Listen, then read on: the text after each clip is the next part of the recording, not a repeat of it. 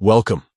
In today's guide, we're going to walk through how to enable app icon badges specifically for approval notifications on Google Drive.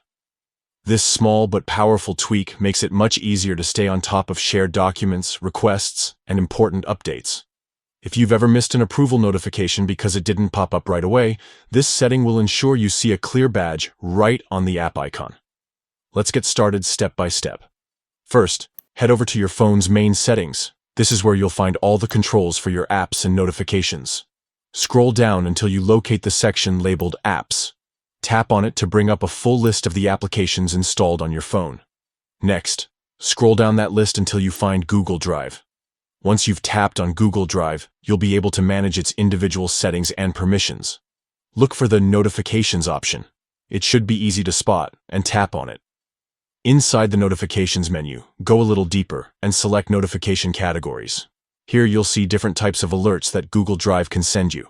Since we're focusing on approvals, find the category labeled Approvals and tap on it.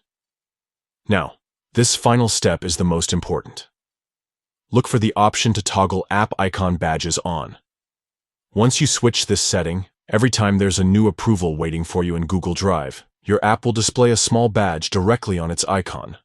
That way, you won't need to open the app or rely solely on banners or sounds. You'll have a clear visual cue right on your home screen. And that's it. By following these steps, you've activated app icon badges for approval notifications in Google Drive.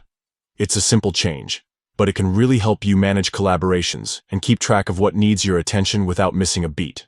So the next time someone shares a document and requests your approval, you'll see it instantly from your home screen. No more missed updates, and a lot more peace of mind. If you found this useful, go ahead and try it right now so you can make Google Drive work even better for you.